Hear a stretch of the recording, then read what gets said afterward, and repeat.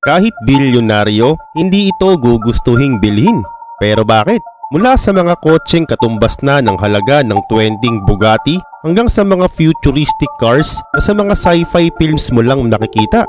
At kung gusto mo ring makita ang kotseng kasing halaga na ng isang isla, ay manatili ka lang hanggang sa dulo ng video na ito at ipapakita ko lahat sa iyo yan.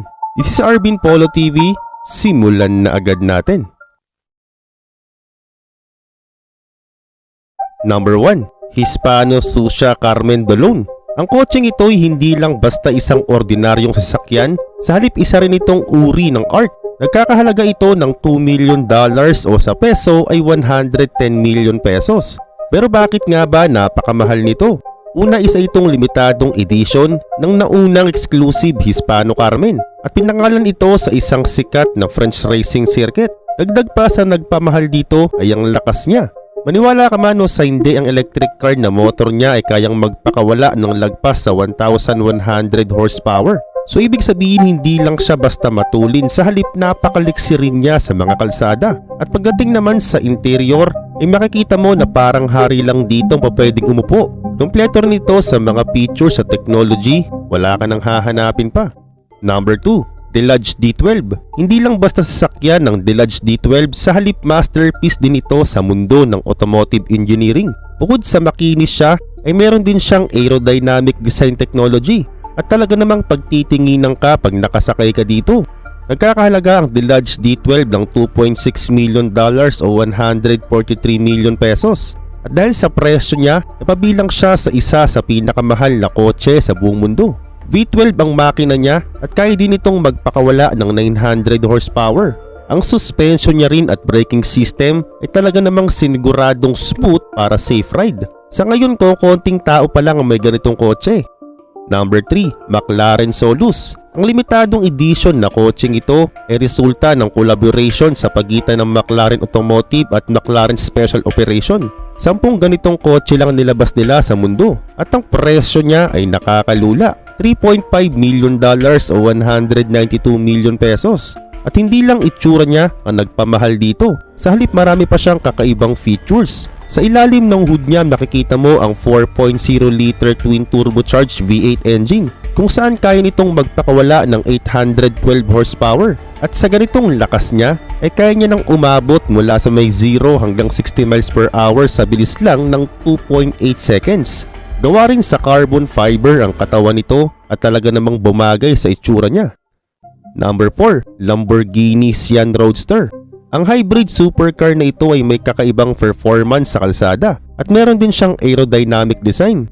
Ang astig pa, V12 din ang engine niya na kayang magpakawala ng higit 819 horsepower. Malakidlat din ang bilis nito. Kaya niyang umabot ng 200 miles per hour ng sandaling panahon lang. At ang kagandahan pa dito ay yung hybrid niyang technology. Ang innovative supercapacitor system niya ay kayang mag-store ng enerhiya na magagamit ng driver kapag kinakailangan niya ng extra power. At pagdating naman sa disenyo ay wala ding katulad.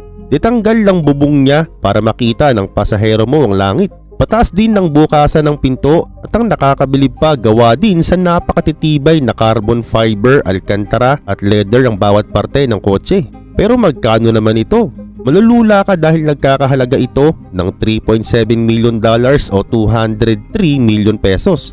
At dahil sa presyo niyang nakakalula, isa na nga ito sa pinakamahal at pinakabibihirang kotse na nilabas sa mundo. 19 lang ang nilabas nilang ganito. Kaya naman kung may isa kang ganito ay ikaw na.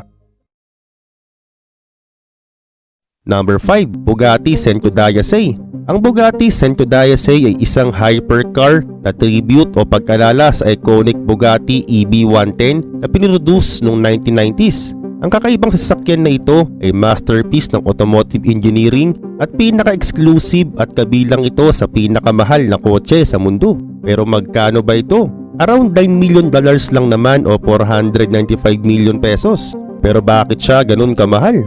Siyasatin natin ng bahagya. Una, napakabilis nito. Ito'y binubuo ng quad turbocharged 8.8 liter W16 engine na kayang mag-produce ng higit sa 1,600 horsepower. Kaya naman kaya niyang mag-top speed sa bilis na 236 miles per hour. At hindi lang yan na nakakabilib sa kanya, dahil aerodynamic design din siya at ang finish niya naman ay shade of white na inspired din sa Bugatti EB110. Ang interior naman niya ay gawa lahat sa mga finest materials gaya ng leather at carbon fiber. At bukod pa, binubudi nito ng digital technology, kabilang na ang digital instrument cluster at touchscreen infotainment system.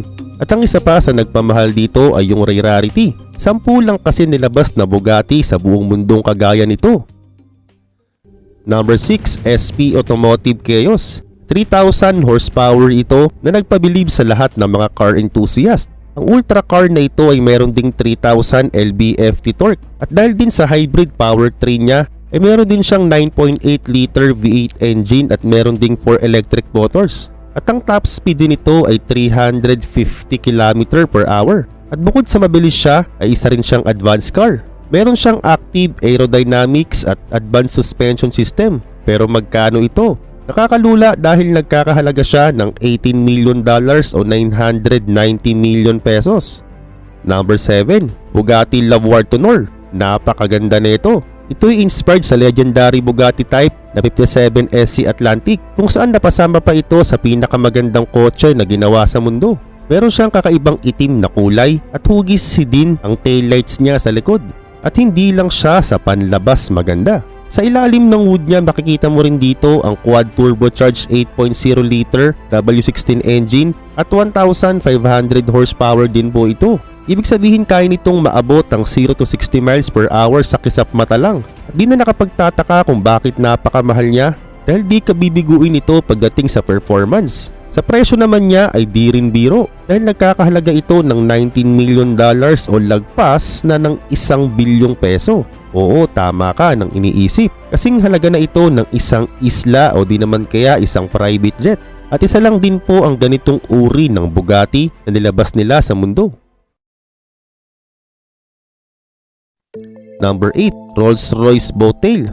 Kung namahalan ka na sa Bugatti, ay mas mamamahalan ka dito. Pinasadya itong masterpiece kung saan pinapakita nila dito ang kahalagahan ng luxury at exclusivity. Ang buntot na bahagi nito ay base sa Rolls-Royce Phantom at doon lang sila magkapareho. The rest ay pinasadya na lahat. Binase na sa classic na mga yate ang disenyo nito. Lahat ng mamahaling mga bagay sa mundo siguro ay narito na. Meron ditong built-in refrigerator na kasya ang bote ng champagne at 2 kristal na baso. Bukod pa, ang makina nga nito ay powered by 6.75 liter V12 engine na nakapagpuproduce ng 563 horsepower. Hindi siya ganun ka-powerful kumpara sa iba, pero magugulat ka naman sa mga parteng nilagay sa kanya. Bawat ibabaw niya ay maingat na ginawa ng mano-mano. Ito'y ginamitan din ng mga materyales gaya ng brush aluminum at leather. Pero magkano naman kaya ito?